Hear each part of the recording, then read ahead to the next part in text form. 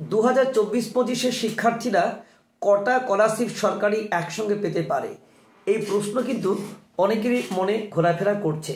যদি এই প্রশ্ন তোমাদের সমাধান পেতে চাও তাহলে আজকের ভিডিওটি তোমাদের জন্য। নিশ্চয় জানো আমি বাগেশ্বর উচ্চ মাধ্যমিক স্কুলের শিক্ষক। অসংখ্য ছাত্রছাত্রীর শিক্ষা সংক্রান্ত তথ্য এবং পড়াশোনা নিয়ে সাফল্য পেয়ে আসছে, তোমরাও পাবে। চলো আজকে তোমাদের কাছে যে বিষয়টি নিয়ে আলোচনা করব যে একসঙ্গে তোমরা কটা স্কলারশিপ পাবে। তোমরা নিজেরা তো বিষয়টি সম্পূর্ণ জানবেই, তার সাথে তোমাদের প্রিয় বন্ধু ও বান্ধবীদের একটু শেয়ার করে দিও এবং অবশ্যই যারা এখনো আমার চ্যানেলের সদস্য হতে পারোনি তারা কিন্তু অবশ্যই সাবস্ক্রাইব করে সঙ্গে থেকো। চলো আজকে বিষয়টি জানিয়ে দিই তোমাদের কাছে যে কটা স্কলারশিপ তোমরা একসঙ্গে নিতে পারবে 2024-25-এ। দেখো, বর্তমানে রাজ্য বা কেন্দ্র সরকারের যে সকল স্কলারশিপ আছে সব তো আবেদন প্রক্রিয়া শুরু হয়ে গেছে। তো স্কলারশিপের মধ্যে ছাত্রছাত্রী এই যে প্রশ্নটা যে আমরা কটা একসঙ্গে নেবো সেই নিয়ে আজকের আলোচনা। দেখো, আমাদের স্কলারশিপ বলতে কি কি আছে তোমাদের সরকারি বলো। একটা আছে স্বামী বিবেকানন্দ এবং নবান্ন, এই দুটো স্কলারশিপ অনেকে ভুল করে একসঙ্গে আবেদন করে। কেউ বা স্বামী বিবেকানন্দ ওয়েসিস একসঙ্গে আবেদন করে, কেউ ওয়েসিস নবান্ন দুটো একসঙ্গে আবেদন করে, কেউ বিবেকানন্দ এবং ন্যাশনাল স্কলারশিপ একসঙ্গে আবেদন করে, কেউ বা ওয়েসিস এবং ঐক্যশ্রী স্কলারশিপ এগুলো আবেদন করে। চলো প্রত্যেকটা বিষয় নিয়ে আমরা আলোচনা করি। প্রথমে আসি যে স্বামী বিবেকানন্দ ও নবান্ন স্কলারশিপ। দেখো, নবান্ন স্কলারশিপ আবেদন করার জন্য পড়ুয়াদের 50% নম্বর পেতে হবে। যারা 50% নম্বর পেয়েছো তারা কিন্তু শুধুমাত্র স্বামী বিবেকানন্দ স্কলারশিপ করবে। 50%তে 60% নিচে নাম্বার আছে, 50% উপরে এবং 60% নিচে নাম্বার থাকলে তোমাদের যেটা করতে হবে সেটা হচ্ছে নবান্ন স্কলারশিপ। এটা পশ্চিমবঙ্গ সরকারের স্কলারশিপ। আর যারা 60% বা তার বেশি পেয়েছো তাদের জন্য কিন্তু স্বামী বিবেকানন্দ স্কলারশিপ আবেদন করবে। তাহলে নিশ্চয়ই বুঝতে পারছো এই দুটি স্কলারশিপ তোমরা যদি একসঙ্গে আবেদন করো তো দুটোই কিন্তু বাতিল হয়ে যাবে। ধরো 60% নাম্বার পেয়েছো, তুমি স্বামী বিবেকানন্দ করেছো প্লাস নবান্ন করেছো, দুটোই তোমার কিন্তু বাতিল হয়ে যাবে। তাই তোমাদের যদি 50% নাম্বার থাকে উপরে তার তোমরা কিন্তু বিবেকানন্দ, আর 60% বা তার উপরে থাকলে তোমরা অবশ্যই কিন্তু 50% নাম্বার হলে তোমার নবান্ন স্কলারশিপ হবে, আর 60%-এর উপরে নাম্বার হলে স্বামী বিবেকানন্দ স্কলারশিপ হবে। বোঝা গেল? যদি 50% নাম্বার থাকে তাহলে তোমরা নবান্ন স্কলারশিপ, আর যদি 60% নাম্বার থাকে তাহলে তোমাদের স্বামী বিবেকানন্দ স্কলারশিপ। কিন্তু তোমরা একসঙ্গে এই দুটি আবেদন করবে না। চলো এবার বাকিগুলো আলোচনা করা যাক তোমাদের কাছে।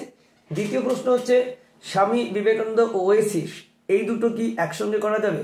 দেখো, স্বামী বিবেকানন্দ এবং ওয়েসিস এই দুটো সমস্ত পরীক্ষার্থী আবেদন করতে পারবে না, কারণ সরকারি নিয়ম অনুযায়ী এটা বলছে কাদের জন্য, এটার জন্য যদি একসঙ্গে তোমরা আবেদন করো তাহলে কিন্তু দুটি স্কলারশিপের সুবিধা তোমরা পেতে পারো না, দুটোই রিজেক্ট বা বাতিল হয়ে যেতে পারে। তো এই জন্য তোমাদের কিন্তু খেয়াল রাখতে হবে, অনেক শিক্ষা প্রতিষ্ঠান রয়েছেন যারা ছাত্রছাত্রীদের একাধিক স্কলারশিপের আবেদনপত্র অ্যাপ্রুভ করে। আবার অনেক শিক্ষা প্রতিষ্ঠান আছে যারা ছাত্রছাত্রীদের একের বেশি স্কলারশিপের আবেদনপত্র অ্যাপ্রুভ করে না। সেক্ষেত্রে হয়তো স্কুল বা কলেজের সামনে এই বিষয়ে কথা বলে নেওয়াটা অবশ্যই জরুরি। তাহলে এটা স্কুলের উপর ডিপেন্ড করছে তোমাদের কাছে। আচ্ছা, এবার দেখো ওয়েসিস এবং নবান্ন স্কলারশিপ সম্পর্কে। ছাত্রছাত্রীরা ওয়েসিস এবং নবান্ন স্কলারশিপ এই দুটো একসঙ্গে আবেদন করতে পারবে, একসাথে দুটো স্কলারশিপের সুবিধাও নিতে পারবে। একমাত্র ওয়েসিস এবং নবান্ন এই দুটো স্কলারশিপ তোমরা একসঙ্গে আবেদন করতে পারবে আর দুটো সুবিধাও তোমরা নিতে পারবে। তারপর আসি স্বামী বিবেকানন্দ ও ন্যাশনাল স্কলারশিপ। ছাত্রছাত্রীরা এই দুটি এই যে ওয়েসিস এবং নবান্ন দুটো স্কলারশিপ একসঙ্গে তোমরা আবেদন করতে পারছো আর দুটো সুবিধাও নিচ্ছ। প্রশ্ন হচ্ছে বিবেকানন্দ এবং ন্যাশনাল স্কলারশিপ এই দুটো ক্ষেত্রে কি হবে?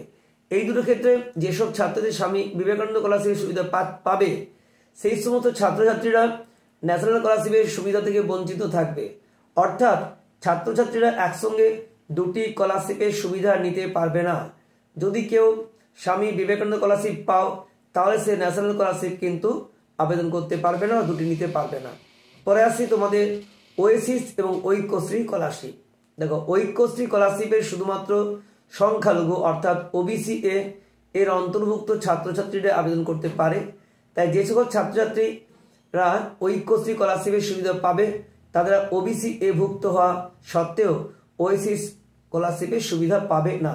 তাহলে ঐক্যশ্রী পাবে কারা? শুধুমাত্র ওবিসি এ। যারা ওবিসি এ ক্যাটাগরি তারাই একমাত্র আবেদন করতে পারবে। তাই যে সকল ছাত্রদের ঐক্যশ্রী স্কলারশিপের সুবিধা পাবে তারা ওবিসি ভুক্ত হওয়া সত্ত্বেও ওএসিসের জন্য কিন্তু আবেদন করতে পারছো না। তাহলে বুঝতে পারছো, ভালো করে বলছি যে ঐক্যশ্রী স্কলারশিপ শুধুমাত্র ওবিসি এরাই করতে পারো। আর যে সকল ছাত্রদের ঐক্যশ্রী স্কলারশিপের সুবিধা পাবে তারা কোনো মতেই ওএসসি স্কলারশিপের জন্য মানে ওবিসি এ ভুক্ত হওয়া সত্ত্বেও তোমরা কিন্তু ওএসসি স্কলারশিপের আবেদন করতে পারবে না। ঐক্যশ্রী পেলে তোমরা আর ওএসসি করতে পারছো না যদি ওবিসি এ ক্যাটাগরি হও তা সত্ত্বেও। তাহলে আশা করি তোমাদের যে প্রশ্নগুলো ছিল সমস্যা দূরীভূত হয়েছে। তা সত্ত্বেও যদি তোমাদের কোনো প্রশ্ন থাকে অবশ্যই তোমরা কিন্তু কমেন্টে জানিও। তাছাড়া আমাদের একটা টেলিগ্রাম লিঙ্ক আছে t.me/baghish-education। এটা আমাদের অবশ্যই ডেসক্রিপশন বক্সে থাকে, সেখানে লিঙ্ক করে তোর সদস্য হতে পারো, যে কোনো পরামর্শ পেতে পারো। এবং আমাদের ইউটিউব চ্যানেলের ক্ষেত্রেও তোমাদের যে কমেন্ট বক্স আছে সেখানেও মন্তব্য করতে পারো। তো যে কোনো প্রশ্নের উত্তর দেওয়া হবে। তো জেনে শুনে তোমরা আবেদন করো। সকলে সাফল্যই আমার একমাত্র কাম্য। সকলে ভালো থেকো। দেখা হচ্ছে নেক্সট ভিডিওতে অন্য কোনো বিষয় নিয়ে।